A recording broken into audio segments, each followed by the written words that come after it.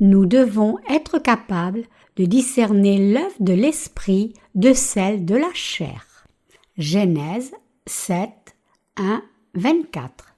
L'Éternel dit à Noé: entre dans l'arche, toi et toute ta maison, car je t'ai vu juste devant moi parmi cette génération. Tu prendras auprès de toi 7 couples de tous les animaux purs, le mâle et sa femelle, une paire des animaux qui ne sont pas purs, le mâle et sa femelle, 7 couples aussi des oiseaux du ciel, mâles et femelles, afin de conserver leur race en vie sur la face de toute la terre. Car encore 7 jours, et je ferai pleuvoir sur la terre 40 jours et 40 nuits, et j'exterminerai de la face de la terre tous les êtres que j'ai faits. Noé exécuta tout ce que l'Éternel lui avait ordonné. Noé avait 600 ans lorsque le déluge d'eau fut sur la terre, et Noé entra dans l'arche avec ses fils, sa femme et les femmes de ses fils pour échapper aux eaux du déluge. D'entre les animaux purs et les animaux qui ne sont pas purs, les oiseaux et tout ce qui se meut sur la terre, il entra dans l'arche auprès de Noé, 2 à 2, un mâle et une femelle, comme Dieu l'avait ordonné à Noé. 7 jours après, les eaux du déluge furent sur la terre. L'an 600 de la vie de Noé, le second mois, le 17e jour du mois, en ce jour-là, toutes les sources du grand abîme jaillirent et les écluses des cieux s'ouvrirent. La pluie tomba sur la terre 40 jours et 40 nuits. Ce même jour entrèrent dans l'arche Noé, Sem, Cham et Japheth, fils de Noé, la femme de Noé et les 3 femmes de ses fils avec eux. Eux et tous les animaux selon leur espèce, tout le bétail selon son espèce, tous les reptiles qui rampent sur la terre selon leur espèce, tous les oiseaux selon leur espèce, tous les petits oiseaux, tout ce qui a des ailes. Ils entrèrent dans l'arche auprès de Noé, 2 à 2, de toute chair ayant souffle de vie. Il en entra, mâle et femelle, de toute chair, comme Dieu l'avait ordonné à Noé. Puis l'Éternel ferma la porte sur lui. Le déluge fut 40 jours sur la terre. Les eaux crurent et soulevèrent l'arche, et elle s'éleva au-dessus de la terre. Les eaux grossirent et s'accrurent beaucoup sur la terre, et l'arche flotta sur la surface des eaux. Les eaux grossirent de plus en plus, et toutes les hautes montagnes qui sont sous le ciel entier furent couvertes. Les eaux s'élevèrent de 15 coudées au-dessus des montagnes qui furent couvertes. Tout ce qui se mouvait sur la terre périt, tant les oiseaux que le bétail et les animaux, tout ce qui rampait sur la terre et tous les hommes. Tout ce qui avait respiration, souffle de vie dans ses narines et qui était sur la terre sèche mourut. Tous les êtres qui étaient sur la face de la terre furent exterminés, depuis l'homme jusqu'au bétail, aux reptiles et aux oiseaux du ciel. Ils furent exterminés de la terre. Il ne resta que Noé et ce qui était avec lui dans l'arche. Les eaux furent grosses sur la terre pendant 150 jours. À travers la marche de foi de Noé, montrée dans le passage des Écritures d'aujourd'hui, nous devons examiner comment nous devrions mener nos vies. Noé a construit l'arche pendant 100 ans et le grand déluge est venu l'année où Noé a terminé l'arche. 7 jours avant la venue du déluge, selon la parole de Dieu, Noé a appelé dans l'arche sa famille et chaque espèce d'animaux et d'oiseaux du ciel. Bien sûr, c'est Dieu qui les a poussés à entrer dans l'arche, mais Noé a fait toutes les préparations en se confiant en la parole de Dieu. Pour faire simple, Noé a fait l'œuvre de l'Esprit. De même, en vivant sur cette terre, nous devons aussi vivre pour le Seigneur et nous devons aussi faire l'œuvre de l'Esprit. Nous devons prêcher à chacun l'Évangile proclamant que Dieu a expié tous les péchés de chaque âme et nous devons permettre à tous de recevoir la rémission des péchés. Ce n'est autre que l'œuvre même de l'Esprit. Nous devons clairement discerner l'œuvre de l'Esprit de celle de la chair. Nous devons clairement séparer l'œuvre de l'Esprit de celle de la chair. sinon nos âmes pourraient dévier. Il est écrit « Ceux en effet qui vivent selon la chair s'affectionnent aux choses de la chair, tandis que ceux qui vivent selon l'esprit s'affectionnent aux choses de l'esprit. Et l'affection de la chair, c'est la mort, tandis que l'affection de l'esprit, c'est la vie et la paix. » Romains 8, 5, 6. L'œuvre spirituelle n'est jamais compatible avec l'œuvre de la chair. Cependant, puisque nous avons toujours notre chair, nous faisons l'œuvre de la chair et l'œuvre de l'esprit, même si nous sommes nés de nouveau. Ce n'est pas vrai que nous ferions juste un seul type d'œuvre. Néanmoins, devant Dieu, nous qui sommes nés de nouveau, devons rechercher une seule œuvre. Une fois que vous et moi sommes sauvés, nous devons infailliblement faire l'œuvre de l'esprit. Comme c'est écrit dans le passage des Écritures ci-dessus, ceux qui désirent vivre selon la chair s'affectionnent aux choses de la chair, mais ceux qui cherchent à vivre selon l'esprit s'affectionnent aux choses de l'esprit. Bien que nous ayons la chair et l'esprit, nous devons être consacrés seulement à l'œuvre de l'esprit. Quel genre d'œuvre devons-nous faire? Nous devons faire l'œuvre de l'esprit. C'est cela, servir Dieu. Quelle est alors l'œuvre de l'esprit? C'est sauver les âmes en prêchant l'évangile de l'eau et de l'esprit.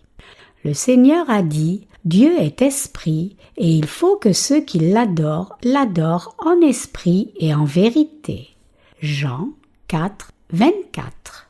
L'œuvre de l'esprit n'est autre que prêcher l'évangile de Jésus-Christ qui a expié les péchés de toute l'humanité. Quand nous faisons l'œuvre qui sauve l'âme des gens, en prêchant l'évangile de l'eau et de l'esprit pour eux, les bénédictions de Dieu suivent aussi. Seuls ceux qui sont nés de nouveau, en croyant en l'évangile de l'eau et de l'esprit, peuvent fixer leurs pensées sur l'œuvre de l'esprit, la discerner de l'œuvre de la chair et l'accomplir. C'est pour cela que Dieu a dit que les animaux qui avaient des sabots séparés, c'est-à-dire des sabots fendus, sont des animaux purs. Lévitique 11, 3. Tout comme les animaux purs ont des sabots fendus, nous qui sommes nés de nouveau devons clairement séparer l'œuvre de l'esprit de celle de la chair et faire cette œuvre spirituelle. À moins que les justes ne séparent clairement ce qui est spirituel de ce qui est charnel, ils ne peuvent ni faire l'œuvre de l'esprit ni l'œuvre de la chair. Même si c'est possible que vous et moi fassions parfois l'œuvre de la chair et l'œuvre de l'esprit à d'autres moments, nous devons toujours discerner l'œuvre de l'esprit de l'œuvre de la chair clairement et consciencieusement. Vivre pour l'Évangile qui nous a sauvés est l'œuvre de Dieu et l'œuvre de l'Esprit. C'est quand nous réfléchissons à la façon dont nous avons été sauvés que nous pouvons faire l'œuvre de l'Esprit. Rappelez-vous que c'est l'œuvre de l'Esprit de sauver les âmes. Gravez-le dans votre cœur une fois de plus que c'est l'œuvre de l'Esprit de prêcher l'évangile de l'eau et de l'Esprit aux gens et ainsi permettre à leur âme de recevoir la rémission des péchés. Pour que ceux qui sont nés de nouveau, les croyants justes en l'évangile de l'eau et de l'Esprit, fassent l'œuvre de l'Esprit, ils doivent savoir exactement ce qu'est l'œuvre spirituelle et ce qu'est l'œuvre charnelle.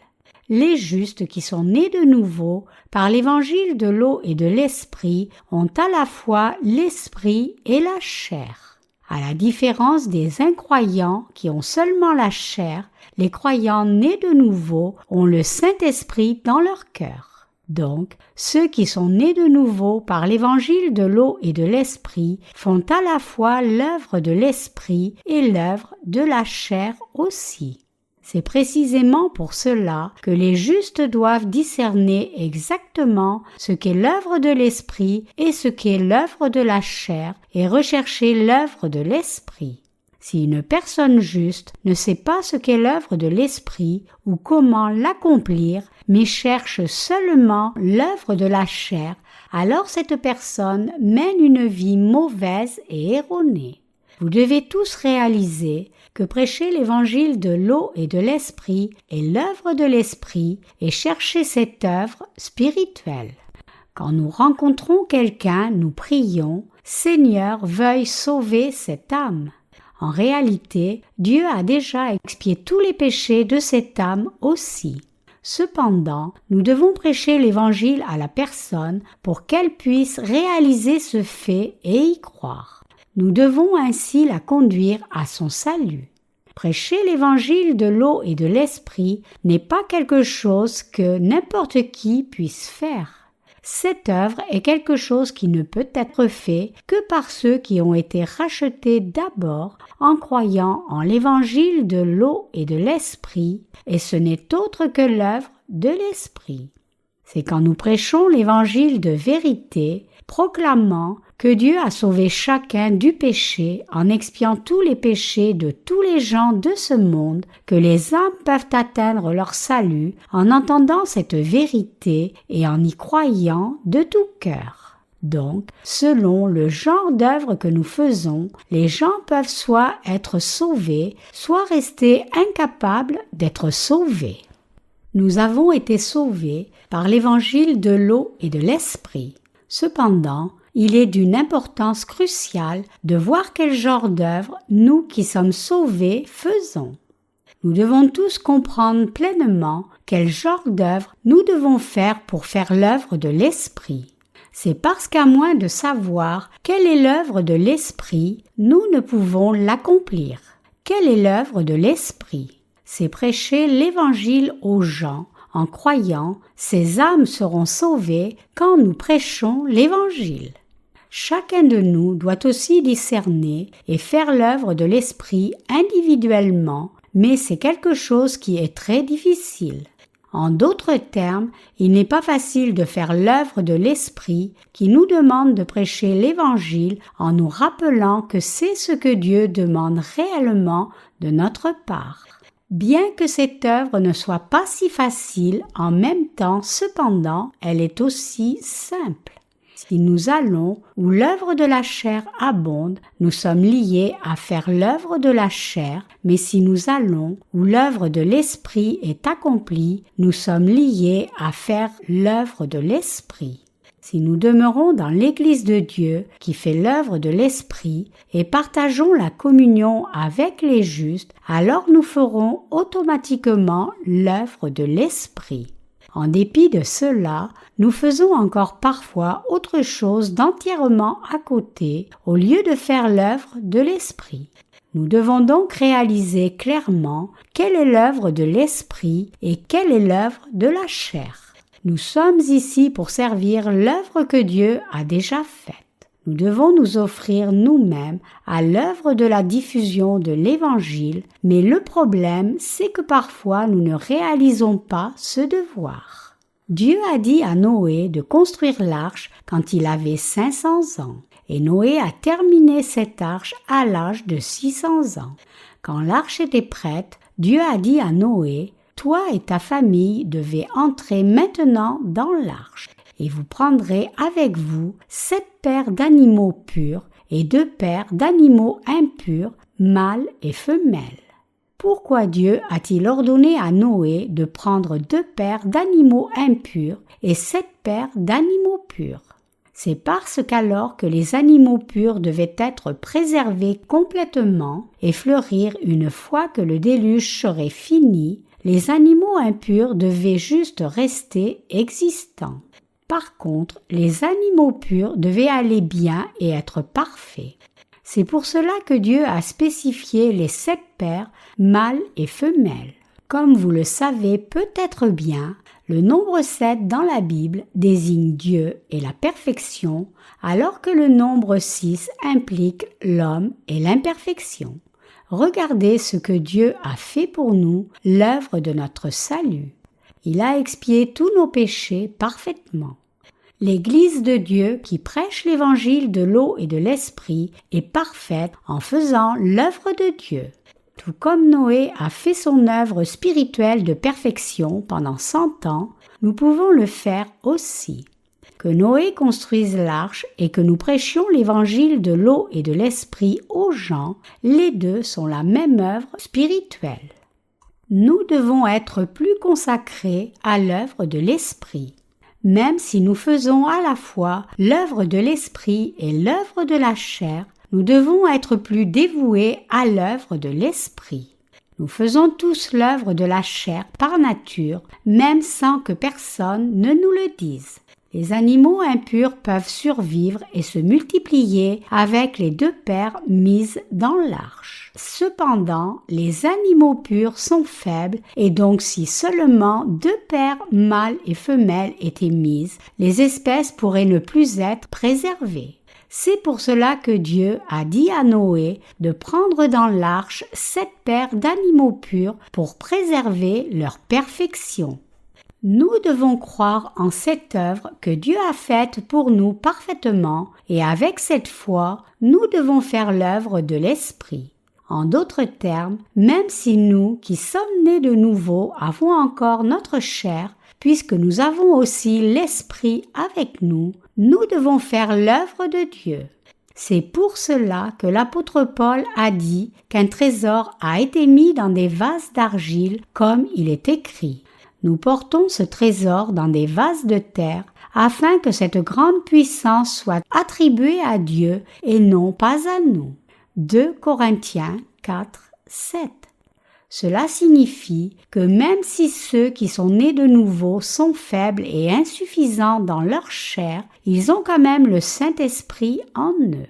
Nous devons penser à l'œuvre de l'Esprit, méditer sur la façon dont Dieu nous a sauvés, nous humains, et faire son œuvre. C'est précisément pour cette mission que nous avons été appelés. Nous devons tous prêcher l'évangile de l'eau et de l'esprit aux gens et faire l'œuvre de l'esprit qui permet à tous ceux qui croient en cette vérité d'obtenir leur salut. Que signifie faire l'œuvre de l'évangile ? Faire l'œuvre de l'Évangile signifie littéralement faire l'œuvre de l'Esprit. Ce n'est pas juste une sorte de leçon qui nous enseigne à être droits moralement. Quand nous prêchons aux âmes la façon dont Dieu a sauvé parfaitement la race humaine entière et que les gens sont sauvés par conséquent, nous devons alors les nourrir pour qu'ils se tiennent encore plus fermement sur l'Évangile et éviter que les faux prophètes ne les conduisent dans la mort de nouveau. Ce n'est autre que l'œuvre de l'Esprit. En bref, c'est l'œuvre de Dieu de prêcher l'évangile de l'eau et de l'esprit et défendre cet évangile. Ainsi, nous devons combattre et vaincre les faux prophètes, défendre l'évangile de leur tromperie et peu importe combien grand est leur nombre, ne jamais nous compromettre avec eux. Nous unissant à l'Église de Dieu, nous devons toujours prêcher l'Évangile jour et nuit, et quoi que nous fassions, nous devons tout faire pour l'Évangile. Ceux qui sont ignorants de l'Évangile de l'eau et de l'Esprit disent juste que nous devrions croire en Jésus et mener une vie pieuse. Cependant, plus quelqu'un essaie de mener une vie sainte, plus il découvre qu'il en est incapable. C'est quand les gens vivent pour l'évangile de l'eau et de l'esprit qu'ils peuvent mener une vie sainte. Tous les ministres nés de nouveau, d'eau et d'esprit doivent toujours prêcher l'évangile de l'eau et de l'esprit lorsqu'ils prêchent. Prêcher l'évangile de l'eau et de l'esprit est seulement possible quand le prédicateur garde cet évangile dans son cœur. Par contre, ceux qui manquent de garder l'évangile de l'eau et de l'esprit dans leur cœur ne peuvent jamais prêcher cet évangile dans leurs sermons. Ils prêchent seulement à leurs disciples au sujet de vivre une vie vertueuse, devenir riche en croyant en Jésus et être guéri des maladies en son nom. Mais c'est l'œuvre de la chair. Ces faux prédicateurs peuvent devenir riches dans leur chair et être honorés par les gens du monde, mais ils font seulement une œuvre charnelle qui n'a absolument rien à voir avec l'œuvre de Dieu. Même parmi ceux qui sont nés de nouveau, beaucoup ont trahi l'Évangile et ont dévié, mais nous avons défendu l'Évangile en dépit d'avoir subi de nombreuses pertes et persécutions pour cela. Et c'est pour cela que nous prêchons toujours cet évangile maintenant. Un ministre qui fait vraiment l'œuvre de Dieu est quelqu'un qui prêche l'évangile de l'eau et de l'esprit. Puisque prêcher l'évangile de l'eau et de l'esprit signifie défendre l'évangile par la foi, même quand ces gens de foi prêchent cet évangile tout le temps dans leurs sermons, ils n'en ont jamais assez, mais ils le prêchent toujours avec force. Un sermon qui proclame l'évangile authentique est le sermon le plus spirituel et en même temps, c'est aussi le sermon le plus difficile. Si on manque de garder son cœur spirituellement pur et suit plutôt ses désirs charnels, on ne peut jamais prêcher l'évangile de l'eau et de l'esprit. Pour ces gens, le sermon le plus difficile à donner est le sermon du vrai évangile. Les ouvriers du vrai évangile sont extrêmement rares de par le monde. De par le monde tout entier, il n'y a qu'extrêmement peu de gens qui prêchent que Jésus a expié tous les péchés de chacun entièrement par l'évangile de l'eau et de l'esprit.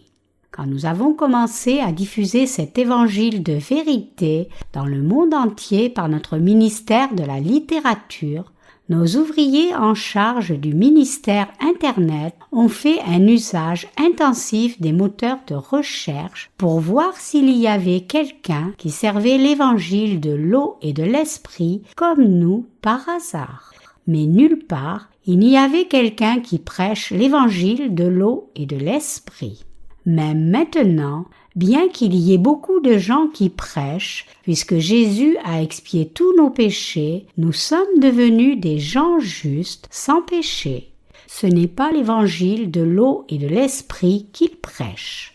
Ils prêchent seulement que Jésus a enlevé tous nos péchés à la croix, et puisque c'est le niveau de leur connaissance, ils sont incapables de prêcher au-delà de cela. Même s'ils connaissent la réponse finale, que l'on devient sans péché si l'on croit en Jésus correctement, ils ne connaissent pas le processus exact par lequel Jésus a expié tous leurs péchés, mais seulement son sang à la croix. C'est précisément pour cela que personne n'a reçu la rémission de ses péchés en écoutant leurs sermons. Et c'est pour cela que nous, en tant que ceux qui sont vraiment nés de nouveau, devons prêcher et défendre l'évangile de l'eau et de l'esprit, même si nos vies sont mises en danger. C'est la raison pour laquelle nos ministres donnent leur entière attention à la proclamation de l'évangile de l'eau et de l'esprit, et tous nos frères et sœurs vivent aussi pour cet évangile. Et rassemblant nos forces, nous diffusons tous l'évangile de l'eau et de l'esprit de par le monde tout entier. Nous devons faire connaître le vrai évangile à tous ceux qui sont trompés par les faux évangiles. Mais qu'en est-il de vous? Êtes-vous capable de discerner le vrai évangile des faux? Même quand nous avons cherché dans toute la communauté chrétienne du monde entier, il n'y avait personne qui prêchait l'évangile de l'eau et de l'esprit comme nous. Tout prédicateur parle seulement du sang à la croix. Mais quelqu'un est-il sauvé à travers le sang à la croix seul? Non, personne ne peut obtenir le salut de cette façon. Même parmi des théologiens célèbres, personne n'est sauvé. Les fondateurs des différentes écoles théologiques ne sont pas sauvés non plus. Seuls ceux qui sont nés de nouveau, en croyant en l'évangile de l'eau et de l'esprit, sont sans péché, et seuls eux peuvent confesser à Dieu avec une conscience pure qu'ils n'ont aucun péché. Donc, c'est nous, en tant que ceux qui sont nés de nouveau par l'évangile de l'eau et de l'esprit, qui devons prêcher cet évangile de vérité. Nous devons servir le Seigneur en unissant nos cœurs à nos ministres. Quand nous prêchons l'évangile, il est possible que certains ne l'acceptent pas. Il n'y a pas besoin de leur prêcher l'évangile contre leur volonté. S'ils ont de la difficulté à comprendre cet évangile, tout ce que nous devons faire, c'est leur expliquer la parole de Dieu doucement, pas à pas, leur parlant d'abord du péché, puis de la loi et du jugement de Dieu, pour qu'ils soient en mesure de voir leur être fondamentalement méchant et d'accepter cet évangile. Une fois qu'ils reconnaissent clairement qu'ils sont destinés à l'enfer, c'est après cela que nous devrions prêcher l'évangile. S'ils s'opposent toujours à cet évangile, même après avoir compris son message entier, alors vous devriez simplement cesser de leur prêcher. Nous devrions chercher ceux qui sont volontaires pour accepter cet évangile, les amener à obtenir leur salut et les nourrir attentivement comme nous nourrissons nos propres enfants. Si nous faisons vraiment un bon travail de prédication de l'évangile de l'eau et de l'esprit aux gens en détail, alors il est garanti que beaucoup plus de gens seront amenés à croire en cet évangile dans leur cœur. Quiconque croit en cet évangile de tout cœur, plutôt que de l'accepter seulement comme une question de connaissance, sera certainement rendu sans péché par le Saint-Esprit. Quiconque croit en l'évangile de l'eau et de l'esprit dans son cœur n'a pas de péché. Tout comme la dynamite puissante peut balayer un bâtiment entier dans une explosion, si quelqu'un entend et croit la parole de l'évangile de l'eau et de l'esprit, il deviendra parfaitement sans péché. C'est pour cela que l'apôtre Paul a déclaré « Car je n'ai point honte de l'évangile de Christ, c'est une puissance de Dieu pour le salut de quiconque croit. » Romains 1, 16. Cette parole « puissance » ici est dynamis en grec, et c'est à partir de ce mot que le terme français dynamite est dérivé. Autrement dit, l'évangile de l'eau et de l'esprit a une énorme puissance explosive qui peut effacer tous les péchés du cœur de quelqu'un une fois pour toutes. Donc, tout ce que nous devons faire, c'est prêcher cette vérité.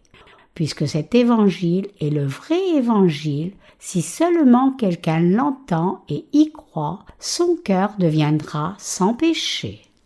Cependant, en entendant la parole de l'Évangile une seule fois, peu de gens peuvent réellement recevoir la rémission des péchés. Chacun a ses propres pensées et penchants, et donc la plupart des gens ne se soumettent pas à la parole de Dieu si facilement. Aussi, nous devons continuer à prêcher l'Évangile à répétition, et ceux qui nous entendent doivent rejeter leurs propres pensées s'ils veulent réellement naître de nouveau. Ils finiront alors également par croire. Dans les quelques années à venir, Dieu diffusera l'Évangile de l'eau et de l'Esprit dans le monde tout entier. Si ceux qui sont nés de nouveau font l'œuvre de l'Évangile comme Dieu l'a ordonné, il s'assurera que rien ne se mette sur leur chemin. C'est seulement après que l'Évangile de l'eau et de l'Esprit soit pleinement prêché à chaque coin du monde que des catastrophes naturelles arriveront et que la guerre sera menée à échelle globale. Même la guerre peut éclater seulement si Dieu le permet. La Bible dit « Le cœur du roi est un courant d'eau dans la main de l'Éternel. Il l'incline partout où il veut. » Proverbe 21, 1. Même si un réservoir est plein d'eau, son robinet est ouvert par l'opérateur seul. De même, Dieu seul règne sur tous les cœurs des rois de ce monde. Quand Dieu poussera le cœur de chaque dirigeant de nation à déclarer la guerre, le monde entier sera pris dans la guerre, mais avant que l'Évangile ne soit pleinement diffusé, Dieu va mettre la crainte dans le cœur de chaque dirigeant et l'empêcher de faire la guerre. En d'autres termes, peu importe qui règne sur quelle nation, Dieu règne sur le cœur de tous et il règne même sur le cœur de ceux qui s'opposent à l'Évangile. Donc, ce monde ne va jamais finir avant que Dieu ne le permette. La Bible dit que même un moineau ne tombe à terre sans que Dieu ne le permette. Matthieu 10, 29. Tout, en d'autres termes, arrive seulement avec la permission de Dieu. De par le monde, il y a beaucoup de partenaires qui ont reçu la rémission des péchés par notre ministère de la littérature. Ils doivent rester à distance des pasteurs et des missionnaires qui ne sont pas vraiment nés de nouveau. Et ils doivent toujours se rassembler pour avoir des réunions et des cultes avec ceux qui sont nés de nouveau aussi et prêcher l'évangile de l'eau et de l'esprit chaque jour. Ils seront alors capables de défendre leur foi et beaucoup d'âmes seront sauvées. Dieu va lever des dirigeants partout où son Église est fondée. Quand ceux qui sont établis à la direction de chaque Église-fille s'unissent à l'Église-mère qui a été établie d'abord, Dieu leur donne de la force. Nos partenaires doivent faire des réunions, gérer des cultes, prêcher la parole et rendre témoignage à chaque fois qu'ils ont le temps.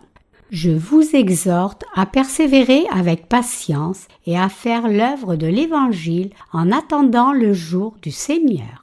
Et ne faites jamais passer des plateaux de collecte pendant le culte. Si quelqu'un veut donner des offrandes, il doit avoir la possibilité de le faire quand et autant qu'il veut donner. Donc, au lieu de faire passer des plateaux de collecte, mettez une boîte à offrandes à l'entrée de votre église et que 2 personnes s'en occupent. Réalisez-vous que ce que je dis vient de la parole de Dieu. Si cet évangile de l'eau et de l'esprit que j'ai prêché est effectivement le vrai évangile, alors vous devez aussi vous confier en mes paroles qui sont prêchées sur la base de la parole de Dieu.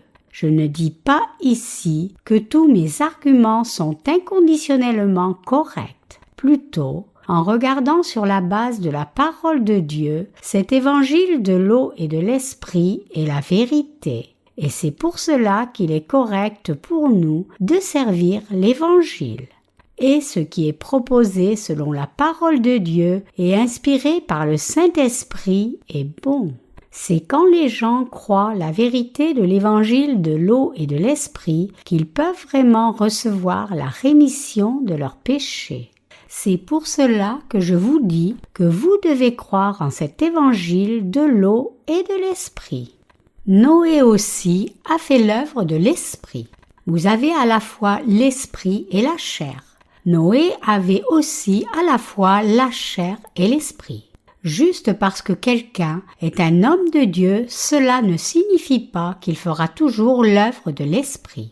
Chaque saint fait 2 sortes d'œuvres parce que même une personne née de nouveau garde toujours la chair en dépit d'avoir reçu le Saint-Esprit. Mais Noé a accompli l'œuvre de l'Esprit. Ce à quoi vous devez faire attention cependant, c'est que vous ne devez jamais dénigrer vos dirigeants pour avoir fait l'œuvre de la chair. Noé a fait l'œuvre de Dieu de tout cœur pendant 100 ans. Et quand il est sorti de l'arche, après le déluge, il a planté une vigne dans le monde nouveau. Puis est venu un moment où Noé s'est enivré du vin de cette vigne. Voyant cela, Cham a parlé mal des défauts de la chair de Noé, et à cause de cela, Cham a été maudit. Il est possible que même les serviteurs de Dieu aient des défauts charnels, et nos frères et sœurs ne doivent pas les critiquer à cause de cela. La Bible dit que c'était une grande erreur que Cham fasse une histoire des aspects charnels de Noé. Même si Noé a pu être insuffisant dans sa chair, c'était toujours un homme qui avait fait l'œuvre de Dieu durant toute sa vie. En d'autres termes, peu importe ce que quelqu'un peut dire, Noé a fait l'œuvre de l'Esprit. Il a construit l'arche et dit à chacun d'y entrer.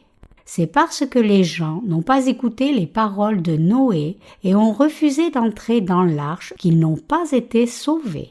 Quiconque a cru les paroles de Noé et est entré dans l'arche a pu être délivré du jugement de Dieu. Noé était un homme qui a fait l'œuvre de l'Esprit. Quand nous examinons la marche de Noé attentivement, nous découvrons clairement quel genre d'œuvre Dieu nous a confié. et nous pouvons aussi découvrir comment nous devons faire l'œuvre de l'Esprit. Noé a aussi été sauvé par la grâce de Dieu. La Bible dit que l'eau a couvert la terre pendant 150 jours. Genèse 7, 24. Cela signifie que le monde était submergé sous l'eau pendant 5 mois. Puisque la planète entière était sous l'eau pendant 150 jours, aucune forme de vie qui avait besoin d'air pour respirer n'a pu survivre. La même chose arrivera dans les temps de la fin. Quiconque ne croit pas en l'évangile de l'eau et de l'esprit sera étouffé par ses péchés et sera finalement jeté en enfer. Seuls ceux qui entrent dans l'arche seront sauvés. Donc, en 1 Pierre 3,21, il est écrit « Cette eau était une figure du baptême qui n'est pas la purification des souillures du corps, mais l'engagement d'une bonne conscience envers Dieu et qui maintenant vous sauve. » Au temps de l'Ancien Testament, Dieu a jugé par l'eau ceux qui ne croyaient pas sa parole, mais a sauvé ceux qui croyaient en sa parole. Au temps du Nouveau Testament, Jésus nous a sauvés en étant baptisés et en prenant ainsi sur lui tous nos péchés. C'est pour cela que la figure qui nous sauve est le baptême de Jésus. Si vous vivez sans réfléchir, vous êtes liés à ne faire que l'œuvre de la chair. C'est pour cela que nous devons faire l'œuvre de l'Esprit par notre propre volonté.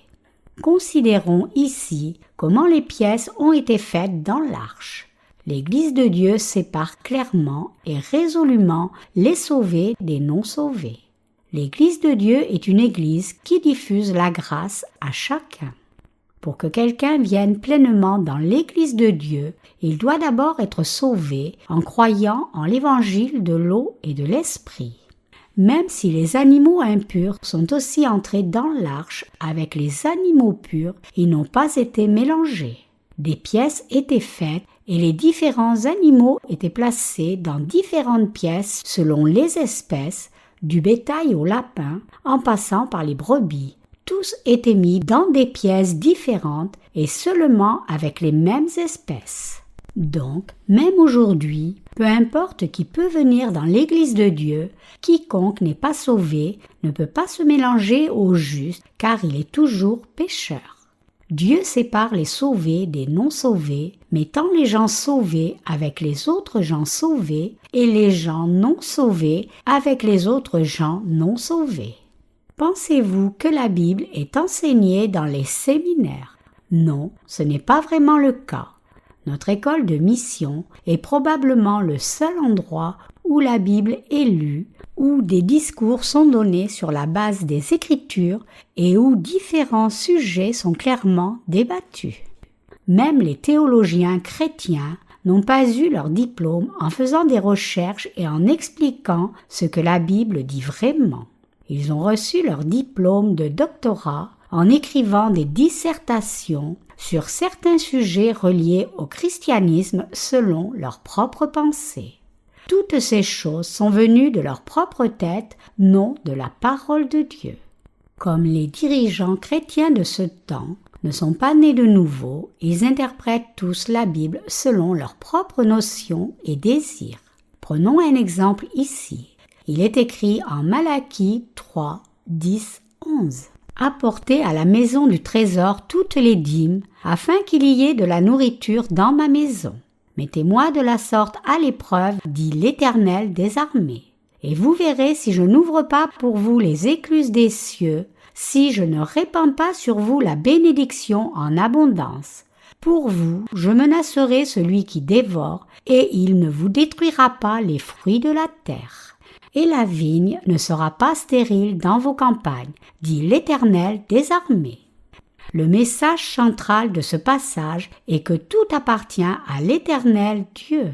C'est pour cela que Dieu disait au peuple d'Israël d'offrir 1/10 de leur récolte au temple. Dieu avait établi la tribu de Lévi au sacerdoce, mais il y avait 11 autres tribus en dehors des Lévites. À moins que les 11 tribus ne donnent la dîme de leur récolte, les Lévites, qui étaient sacrificateurs, n'auraient pas pu vivre. C'est parce que les sacrificateurs n'avaient pas d'autre travail. Donc, les Lévites vivaient des dîmes offertes par les autres tribus. C'est pour cela que donner 1/10 de leur récolte servait Dieu. Et par cette institution, toute chose allait bien. Dieu disait « Les sacrificateurs n'auront pas d'autre travail, mais ils feront mon œuvre et me serviront à temps plein. C'est pour cela que vous donnerez 1/10 de vos récoltes. Alors que les sacrificateurs vivront de ce 10e, je vous considérerai comme m'ayant servi moi et je vous bénirai. » C'est la signification biblique originale de la dîme. Mais maintenant, en ce temps, beaucoup de chrétiens l'abusent. Ils l'utilisent seulement littéralement. Ils disent que si quelqu'un peut donner 1/10 de ses revenus, il deviendra riche. Ils enseignent que tout ira bien si seulement quelqu'un donne 1/10 de son revenu, même s'il n'a pas reçu la rémission de ses péchés. Ce n'est cependant pas réellement vrai. Ceux qui font l'œuvre de Dieu ne donnent pas juste 1/10 de leur revenu. Puisque leur tout a été donné par Dieu, ceux qui ont reçu la rémission de leurs péchés vivent entièrement pour Dieu. Offrir juste 1/10 est très peu. Dieu nourrit tous ceux qui vivent pour lui, les habille et comble tous leurs besoins.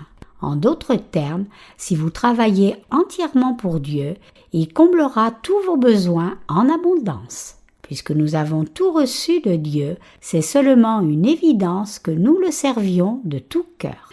Et à ceux qui servent vraiment le Seigneur de tout leur cœur, Dieu leur donnera encore davantage pour qu'ils puissent le servir davantage. En d'autres termes, à ceux qui le servent plus, Dieu donnera encore plus. Ma conscience est claire devant Dieu, particulièrement au sujet de la gestion financière de notre organisation missionnaire. Diffuser l'Évangile dans le monde entier demande beaucoup de ressources financières. C'est pour cela que je dépense toutes les offrandes consacrées à Dieu pour proclamer l'Évangile de l'eau et de l'Esprit. Nos saints savent aussi très bien que leurs contributions sont utilisées pour l'Évangile et donc ils font des offrandes sans aucun souci. Nous ne devrions jamais dépenser les offrandes pour n'importe quoi. Chaque offrande doit être dépensée à ce pourquoi elle est absolument nécessaire. Aucun ministre ne devrait accumuler de l'argent pour lui-même. En dépit de cela, certains ministres pensent que l'argent qu'ils gagnent est à eux. Ce n'est pas juste. Chaque centime qui vient dans l'Église de Dieu doit être inconditionnellement dépensé pour servir l'Évangile de l'eau et de l'Esprit. Nous pouvons toujours prospérer même quand nous offrons tout. Si nous vivons pour le Seigneur, nous vivrons dans l'abondance, mais si nous ne vivons pas pour le Seigneur, nous vivrons dans la pauvreté. Dieu sait tout de nos cœurs et de nos actes. Ceux qui vivent pour eux-mêmes périront. Mais Dieu aide les gens spirituels qui font son œuvre fidèlement. Les ouvriers du ministère de l'Église de Dieu sont fondamentalement différents des pasteurs des églises mondaines. Quoi qu'ils fassent, ils sont distincts. Dans les jours à venir, nous allons dépenser encore davantage de ressources financières pour sauver juste une seule âme de plus, ce qui est bien plus précieux que tout sous les cieux. Même si nous faisons tellement d'investissements dans le monde entier, l'Église de Dieu est toujours pleine de prospérité. C'est ainsi que l'Église de Dieu est supposée être. Nous devons servir l'Évangile de tout notre cœur. Tous nos corps, tous nos cœurs et toutes nos possessions doivent être offerts au Seigneur. C'est notre foi. Nous devons avoir de grands vases de foi. Dieu dit « Or la foi est une ferme assurance des choses qu'on espère, une démonstration de celles qu'on ne voit pas. » Hébreux 11, 1. Bien que le fruit que nous cherchons par la foi ne soit pas visible à nos yeux maintenant même, nous serons en mesure de le voir finalement. Alors que nous prions pour ce fruit, quand il n'est pas visible, Dieu le rendra visible à nos yeux en son temps. Pour ceux qui sont nés de nouveau, c'est juste de faire l'œuvre de Dieu. c'est la vie correcte de ceux qui sont nés de nouveau, et c'est quand nous faisons ainsi l'œuvre de Dieu que nous pouvons jouir de toutes ces bénédictions.